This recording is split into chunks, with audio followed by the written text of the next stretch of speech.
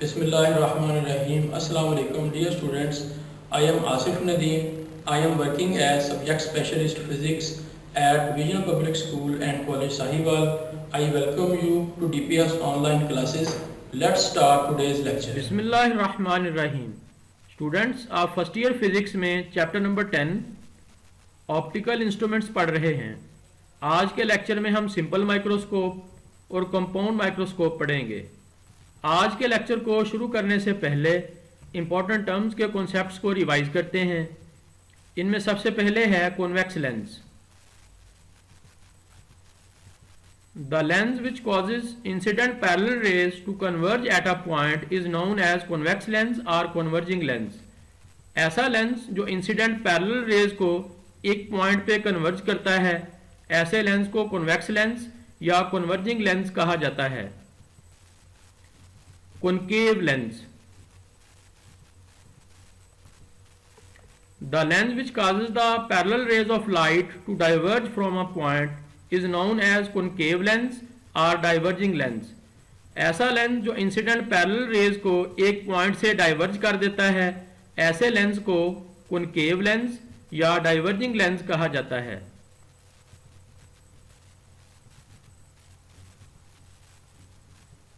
Optical center. A point on the principal axis at the center of the lens is called optical center. Principal axis के ऊपर एक ऐसा point जो lens के centre पे होता है, ऐसे पॉइंट को ऑप्टिकल सेंटर कहा जाता है।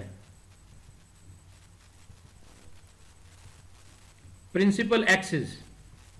The line passing through the two centers of the curvature of the lens is called principal axis. वो लाइन जो लेंस के टू सेंटर्स ऑफ कर्वेचर से पास करती है, ऐसी लाइन को प्रिंसिपल एक्सिस कहा जाता है। Principal focus. The light rays travelling parallel to the principal axis of a convex lens after refraction meet at a point on the principal axis. Such a point is called principal focus. Principal focus is represented by capital F. Students, वो light rays जो principal axis के parallel travel करती हैं, after refraction through the convex lens एक point पे meet करती हैं, उस पॉइंट को प्रिंसिपल फोकस या focal point of the lens कहा जाता है। और प्रिंसिपल फोकस या focal point of the lens को कैपिटल एफ से रिप्रेजेंट किया जाता है। Focal length. The distance between optical center and the principal focus is called focal length. Lens के ऑप्टिकल सेंटर से प्रिंसिपल फोकस का फासला फोकल लेंथ कहलाता है और फोकल लेंथ को स्मॉल एफ से रिप्रेजेंट किया जाता है। स्टूडेंट्स, अब हम rules for ray diagram understand करते हैं। वो इंसिडेंट रे जो प्रिंसिपल एक्सिस के पैरेलल ट्रेवल करती है, after refraction through convex lens principal focus से पास करती है। वो इंसिडेंट रे जो ऑप्टिकल सेंटर से पास करती है, ऑप्टिकल सेंटर पे पड़ने वाली रे विदाउट रिफ्रैक्शन या अनडेविएटेड पास कर जाती है। वो इंसिडेंट रे जो प्रिंसिपल फोकस से गुजरते हुए कॉन्वेक्स लेंस पे जाके फॉल करती है, after refraction through convex lens ये इंसिडेंट रे प्रिंसिपल एक्सिस के पैरेलल हो जाती है। और स्टूडेंट्स, जहां पे रेज मीट करती हैं वहां पे इमेज फॉर्म होता है। स्टूडेंट्स, अब हम कॉन्वेक्स लेंस से इमेज फॉर्मेशन को समझते हैं। अगर कॉन्वेक्स लेंस से कोई ऑब्जेक्ट इन्फिनिटी पे होगा यानी फार ऑफ डिस्टेंस पे होगा, तो उस ऑब्जेक्ट का image opposite side of the lens पे बनेगा और ये image principal focus of the lens पे बनेगा। ये इमेज रियल होगा और टाइनी होगा। अगर कॉन्वेक्स लेंस के सामने position of object beyond the 2f होगी, तो इस ऑब्जेक्ट का इमेज f और 2f के दरमियान बनेगा। ये इमेज रियल होगा, इन्वर्टेड होगा और डिमिनिश्ड होगा, यानी ये इमेज अपने ऑब्जेक्ट के साइज से छोटा होगा। अगर कॉन्वेक्स लेंस के सामने position of the object 2f पे होगी, यानी ऑब्जेक्ट जो है वो 2f पे होगा, तो इस ऑब्जेक्ट का इमेज भी 2f पे बनेगा। ये इमेज रियल होगा, इन्वर्टेड होगा और same size of the object का होगा।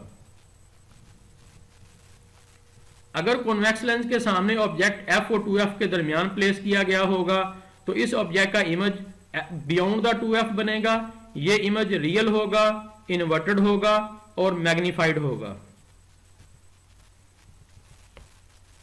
अगर कॉन्वेक्स लेंस के सामने ऑब्जेक्ट प्रिंसिपल फोकस पे प्लेस होगा तो इस ऑब्जेक्ट का इमेज इन्फिनिटी पे बनेगा, क्योंकि after refraction through the convex lens rays parallel हो जाती हैं और इस ऑब्जेक्ट का इमेज इन्फिनिटी पे बनेगा। अगर कॉन्वेक्स लेंस के सामने ऑब्जेक्ट ऑप्टिकल सेंटर और प्रिंसिपल फोकस के दरमियान प्लेस किया गया होगा, यानी object with in the focal length होगा, तो इस ऑब्जेक्ट का इमेज उसी साइज पे बनेगा और ये इमेज विजुअल होगा, इरेक्टेड होगा और मैग्नीफाइड होगा। Simple microscope. माइक्रोस्कोप एक ऐसी डिवाइस है जो स्मॉल और नियर ऑब्जेक्ट्स के मैग्नीफाइड इमेज को देखने के लिए यूज की जाती है। सिंपल माइक्रोस्कोप, मैग्निफिकेशन के लिए एक कॉन्वेक्स लेंस यूज किया जाता है। Working principle of simple microscope. Students, convex lens के ऑप्टिकल सेंटर और प्रिंसिपल फोकस के दरमियान जब कोई ऑब्जेक्ट प्लेस किया जाता है, यानी ऑब्जेक्ट जब कॉन्वेक्स लेंस के within the focal length होता है, तो same side of the convex lens के इस ऑब्जेक्ट का इरेक्टेड, विजुअल और मैग्नीफाइड इमेज बनता है। यह सिंपल माइक्रोस्कोप का वर्किंग प्रिंसिपल है।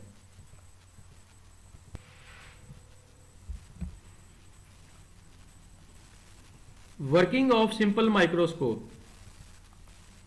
जैसा कि आप फिगर ए में देख सकते हैं कि एक object O near point D पे प्लेस किया गया है। ये ऑब्जेक्ट ओ आई के ऊपर एंगल अल्फा सबटेंड करता है। स्टूडेंट्स, अगर सेम ऑब्जेक्ट को अगर हम कॉन्वेक्स लेंस की within the focal length place करें तो ये convex lens same side of the lens पे इस ऑब्जेक्ट का इमेज बनाता है। ये इमेज विजुअल होता है, इरेक्टेड होता है और मैग्नीफाइड होता है। ये इमेज नियर पॉइंट डी पे बनता है और ये इमेज आई के ऊपर एंगल बीटा सबटेंड करता है। Magnifying power. जैसा कि आप एंगुलर मैग्निफिकेशन का फार्मूला पढ़ चुके हैं, m is equal to beta over alpha. Students, अगर हम फिगर ए में टेन अल्फा अप्लाई करें, आप जानते हैं कि tan theta perpendicular over base के इक्वल होता है, तो टेन अल्फा हमारे पास आएगा size of object divided by distance of the object. Size of the object हमारे पास o के इक्वल है और डिस्टेंस ऑफ द ऑब्जेक्ट हमारे पास d के इक्वल है, तो टेन अल्फा हमारे पास आएगा o over d। Small values of alpha के ऊपर टेन अल्फा अप्रोक्सीमेटली अल्फा के इक्वल होता है, तो इस तरह हमारे पास ऊपर वाली इक्वेशन बनती है alpha is equal to o over d। Students, अगर हम फिगर बी में टेन बीटा अप्लाई करें तो टेन बीटा हमारे पास आएगा size of image divided by distance of the image. Size of image हमारे पास i के इक्वल है, डिस्टेंस ऑफ द इमेज हमारे पास q के इक्वल है, तो इस तरह टेन बीटा हमारे पास आएगा i over q। Student, small values of beta के ऊपर टेन बीटा अप्रोक्सीमेटली बीटा के इक्वल होगा और चूंकि इमेज जो है वो नियर पॉइंट डी पे बनता है, ये दोनों वैल्यूज अगर हम ऊपर वाली इक्वेशन में रिप्लेस करें तो हमारे पास इक्वेशन आ जाती है beta is equal to i over D. Students, alpha और बीटा की वैल्यूज अगर हम इक्वेशन नंबर 1 में प्लेस करें, हमारे पास इक्वेशन नंबर 1 है m is equal to beta over alpha. Alpha और बीटा की वैल्यूज रिप्लेस करने के बाद हमारे पास इक्वेशन नंबर 1 बन जाती है m is equal to i over d multiply by d over o। Students, d से d कैंसिल होगा तो m हमारे पास आएगा i ओवर o। जैसा कि आप लीनियर मैग्निफिकेशन में पढ़ चुके हैं, i ओवर o को q ओवर p के इक्वल लिखा जा सकता है, तो इस तरह हमारे पास ऊपर वाली इक्वेशन बन जाएगी m is equal to q over p।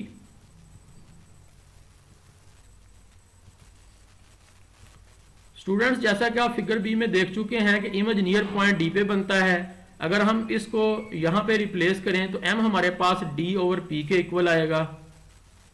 Students, अब हम लेंस फार्मूला यूज करते हैं 1 over f is equal to 1 over p plus 1 over q। जैसा कि हमारे पास ऑब्जेक्ट का विजुअल इमेज आता है और ये visual image near point D पे बनता है, अगर हम इस वैल्यू को ऊपर वाली इक्वेशन में रिप्लेस करें तो हमारे पास ये इक्वेशन बन जाती है 1 over f is equal to 1 over p minus 1 over d। Equation की बोथ साइड्स पे अगर हम d से मल्टीप्लाई करें तो ये इक्वेशन हमारे पास आती है d over F is equal to d over p minus d over d। Students अगर हम इस इक्वेशन को फर्दर सिंप्लीफाई करें तो ये हमारे पास इक्वेशन बन जाती है d over F is equal to d over p minus one. Minus one को अगर हम दूसरी साइड पे ले जाएं तो हमारे पास d ओवर p आता है d over f plus one. Students जैसा कि आप इक्वेशन नंबर 4 में देख सकते हैं कि हमारे पास मैग्निफिकेशन यानी capital M d over p के इक्वल है, तो अगर हम m is equal to d over p replace करें तो हमारे पास ये वाली इक्वेशन बन जाती है m is equal to 1 plus d over f, जो कि सिंपल माइक्रोस्कोप की मैग्निफिकेशन का फार्मूला है। स्टूडेंट्स आप इस इक्वेशन से देख सकते हैं कि अगर हमें हायर एंगुलर मैग्निफिकेशन चाहिए तो हमें convex lens small focal length का यूज करना होगा। मैग्निफिकेशन ऑफ सिंपल माइक्रोस्कोप का रिलेशन हमारे पास आता है m is equal to 1 plus d over f। Students हम इस रिलेशन से ये बात समझ सकते हैं कि अगर हमें हायर मैग्निफिकेशन चाहिए तो हम convex lens short focal length का यूज करेंगे। अगर एक कॉन्वेक्स लेंस की फोकल लेंथ 5 सेंटीमीटर हो, जैसा कि हम जानते हैं कि नियर पॉइंट 25 सेंटीमीटर होता है, स्टूडेंट्स अगर हम इन दोनों वैल्यूज को ऊपर वाली इक्वेशन में रिप्लेस करें तो मैग्निफिकेशन हमारे पास 6 के इक्वल आती है। इसका मतलब ये है कि अगर एक ऐसा कॉन्वेक्स लेंस जिसकी फोकल लेंथ 5 सेंटीमीटर हो, इस कॉन्वेक्स लेंस की within the focal length पे अगर हम ऑब्जेक्ट प्लेस करें तो इस ऑब्जेक्ट का इमेज हमें 6 टाइम्स बड़ा नजर आएगा। स्टूडेंट्स अगर इमेज इनफिनिटी पे बन रहा हो तो हम Q is equal to infinity place करेंगे। जैसा कि हम जानते हैं कि लेंथ फार्मूला है 1 over f is equal to 1 over p plus 1 over q। तो चूंकि Q is equal to infinity है, हमारे पास इक्वेशन बन जाती है 1 over f is equal to 1 over p plus 1 over infinity. जैसा कि आप जानते हैं समथिंग ओवर इनफिनिटी 0 के इक्वल होता है, तो स्टूडेंट्स ये इक्वेशन हमारे पास आ जाएगी 1 over f is equal to 1 over p। अगर हम इस इक्वेशन के बोथ साइड्स को d से मल्टीप्लाई करें तो ये इक्वेशन हमारे पास आती है d over f is equal to d over p। Students जैसा कि आप पढ़ चुके हैं कि m is equal to d over p होता है, तो मैग्निफिकेशन हमारे पास आती है m is equal to d over f। Compound microscope, जब हायर मैग्निफिकेशन रिक्वायर्ड होती है तो हम कंपाउंड माइक्रोस्कोप यूज करते हैं। कंस्ट्रक्शन, स्टूडेंट्स कंपाउंड माइक्रोस्कोप में दो कॉन्वेक्स लेंसेज यूज होते हैं। वो कॉन्वेक्स लेंस जो ऑब्जेक्ट के करीब होता है ऑब्जेक्टिव कहलाता है, और ऑब्जेक्टिव शॉर्ट फोकल लेंथ का होता है।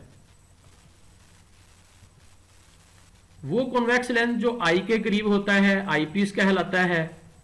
और students eyepiece large focal length और लार्ज अपर्चर का होता है। Working principle of compound microscope, जब ऑब्जेक्टिव से बनने वाला इमेज आई पीस की within the focal length बनता है तो स्टूडेंट्स हमें आई पीस से जो फाइनल इमेज मिलता है वो इमेज विजुअल होता है, मैग्नीफाइड होता है और इन्वर्टेड होता है। Working of compound microscope, image formed by the objective. अगर एक ऑब्जेक्ट जिसकी हाइट h के इक्वल है ऑब्जेक्टिव के just beyond the principal focus place किया जाए तो ऑब्जेक्टिव इस ऑब्जेक्ट का रियल, इन्वर्टेड और मैग्नीफाइड इमेज बनाता है, और स्टूडेंट्स इस इमेज की हाइट h1 के इक्वल है। स्टूडेंट्स जैसा कि आप फिगर में देख सकते हैं कि ऑब्जेक्टिव से बनने वाला इमेज h1 आई पीस के लिए ऑब्जेक्ट का काम करेगा। Image form by the eyepiece, students जैसा कि आप फिगर में देख सकते हैं कि ऑब्जेक्टिव से बनने वाला इमेज h1 आई पीस के within the focal length lie करता है, और आई पीस से हमें एक फाइनल इमेज हासिल होता है। ये इमेज विजुअल होता है, मैग्नीफाइड होता है, और स्टूडेंट्स इस इमेज की हाइट h2 के इक्वल है, और ये इमेज नियर पॉइंट पे बनता है।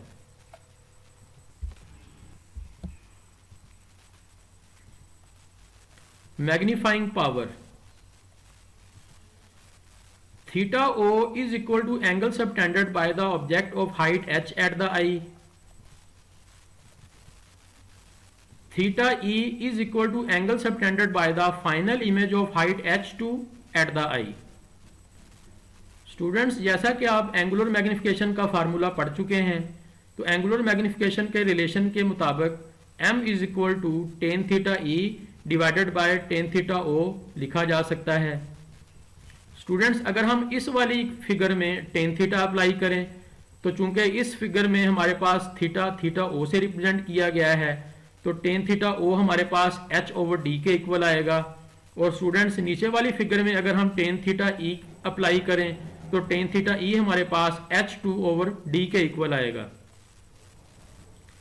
अगर हम टेन थीटा o और टेन थीटा e की वैल्यूज ऊपर वाली इक्वेशन में रिप्लेस करें, तो मैग्निफिकेशन का रिलेशन हमारे पास आता है m is equal to h2 over d divided by h over d। अगर हम इस इक्वेशन को सिंप्लीफाई करें, तो हमारे पास मैग्निफिकेशन आएगी m is equal to h2 over h। Students, इस इक्वेशन को h1 से मल्टीप्लाई और डिवाइड कर देते हैं। जैसा कि हमने अभी पढ़ा कि मैग्निफिकेशन हमारे पास m is equal to h2 over h के इक्वल है। अगर हम इस इक्वेशन को h1 से मल्टीप्लाई और डिवाइड करें, तो ये इक्वेशन हमारे पास आ जाती है m is equal to h2 over h multiply by h1 over h1। Students, अगर हम इस इक्वेशन को रीअरेंज करें, तो ये इक्वेशन हमारे पास आती है m is equal to h1 over h multiply by h2 over h1। Students, h1 over h linear magnification of objective है, जिसको m1 से लिखा जा सकता है। h2 over h1 magnification of eyepiece है, जिसको m2 से लिखा जा सकता है। अगर h1 ओवर h और h2 ओवर h1 की वैल्यूज हम इस इक्वेशन में रिप्लेस करें, तो हमारे पास मैग्निफिकेशन आती है m is equal to m1 multiply by m2। Students, m1 is equal to q over p, जो कि ऑब्जेक्टिव की लीनियर मैग्निफिकेशन को रिप्रेजेंट कर रहा है। और स्टूडेंट्स, जैसा कि हमने कंपाउंड माइक्रोस्कोप में देखा कि आई पीस मैग्नीफाइंग ग्लास और सिंपल माइक्रोस्कोप के तौर पर काम करता है, तो आई पीस की मैग्निफिकेशन m2 को हम इस तरह लिख सकते हैं m2 is equal to 1 plus d over fe। यहाँ पे fe आई पीस की फोकल लेंथ को रिप्रेजेंट कर रहा है। जैसा कि हमारे पास इक्वेशन है m is equal to m1 multiply by m2। Students, अगर हम इक्वेशन नंबर 1 में m1 और m2 की वैल्यूज रिप्लेस करें, तो हमारे पास कंपाउंड माइक्रोस्कोप की एंगुलर मैग्निफिकेशन का फार्मूला आता है m is equal to q over p into 1 plus d over fe। Students, equation number 4 के मुताबिक for higher angular magnification of compound microscope eyepiece की फोकल लेंथ स्मॉल रखी जानी चाहिए for high resolving power. Students, compound microscope में अगर हम wider objective use करें और ऑब्जेक्ट को एलिमिनेट करने के लिए ब्लू लाइट जिसकी शॉर्ट वेवलेंथ होती है उसको यूज करें, जो कि लेस डायफ्रैक्शन प्रोड्यूस करता है, तो हमें इस तरह ऑब्जेक्ट की ज्यादा डिटेल हासिल हो सकती है। रिकैप्चुलेशन। स्टूडेंट्स, आज के लेक्चर में हमने image formation by the convex lens पढ़ा, वर्किंग ऑफ सिंपल माइक्रोस्कोप पढ़ा, मैग्निफिकेशन ऑफ सिंपल माइक्रोस्कोप को पढ़ा, वर्किंग ऑफ कंपाउंड माइक्रोस्कोप को पढ़ा, और स्टूडेंट्स लास्ट पे मैग्निफिकेशन ऑफ कंपाउंड माइक्रोस्कोप के रिलेशन को डिराइव किया। स्टूडेंट्स, आज के लेक्चर से असाइनमेंट के तौर पर कुछ क्वेश्चंस को सॉल्व करने की कोशिश करें। Question number 1, differentiate between linear magnification and angular magnification. Question 2, how can you increase the magnification of simple microscope. Question number 3, what are the properties of image form by simple microscope. Question number 4, when does a convex lens act as a diverging lens? Question number 5, write the properties of image formed by eyepiece of the compound microscope. Question number 6, a simple microscope has magnification 10. What will be its magnification if final image is located at infinity?